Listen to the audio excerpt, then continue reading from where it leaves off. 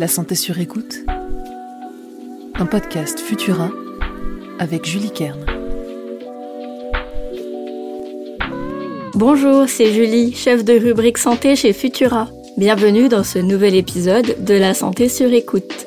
Si vous suivez l'actualité régulièrement, il y a un mot, ou plutôt deux, qui n'ont pas pu vous échapper. Intelligence artificielle.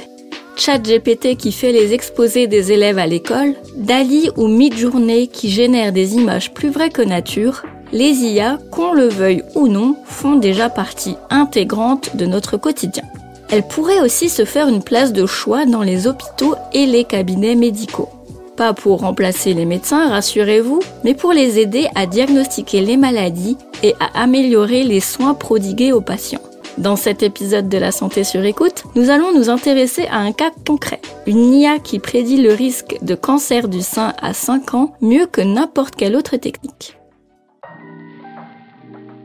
Les médecins derrière cette étude, qui est parue dans la revue Radiology, travaillent dans des services de radiologie dans plusieurs hôpitaux américains.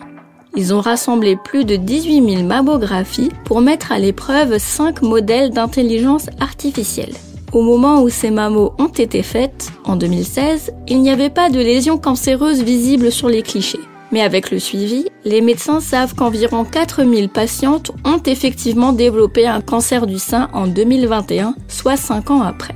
Les 5 intelligences artificielles ont été plus performantes pour prédire les cas de cancer que le modèle historique, le BCSC, utilisé par les médecins en Amérique pour estimer le risque de cancer du sein d'une patiente. Les IA ont réussi à prédire 24 à 28% des cas de cancer chez les femmes les plus à risque, contre seulement 21% pour le BCSC.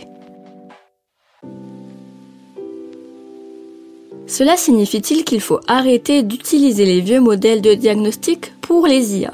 Eh bien, les radiologues à l'origine de cette étude pensent qu'il faut plutôt combiner les deux techniques, pour être sûr que le maximum de patientes à risque d'avoir un cancer du sein soit identifié et pris en charge en conséquence. Grâce à l'effort combiné des IA et des médecins, les femmes avec le plus haut risque de cancer du sein pourraient se voir prescrire des examens de contrôle plus fréquents et pourquoi pas se faire prescrire des traitements préventifs. Bref, une avancée importante en prévision. Sauf qu'il y a encore du travail pour améliorer ces IA qui semblent performantes pour repérer les petites tumeurs non métastasées, mais qui n'ont pas encore été éprouvées face à des tumeurs plus agressives ou disséminées. Si les IA sont capables d'identifier précocement ces cancers sévères, les bénéfices pour les patients seront encore plus importants. L'étude a été menée essentiellement avec des mammographies réalisées sur des femmes blanches, mais en intégrant des patientes d'autres horizons ethniques, et pourquoi pas des hommes, qui peuvent aussi souffrir du cancer du sein, les IA n'en seront que plus performantes et inclusives. Merci d'avoir passé ce moment avec moi. Vous trouverez les sources de cet épisode dans la description pour vous forger votre propre avis. N'oubliez pas que les informations partagées durant cette capsule audio ne se substituent pas à un conseil médical émis par un médecin. Si vous avez le moindre doute concernant votre santé, n'hésitez pas à consulter un professionnel. Pour nous soutenir et améliorer notre visibilité, abonnez-vous et partagez ce podcast autour de vous. On se retrouve dans 15 jours pour un nouvel épisode de La santé sur écoute. À très vite!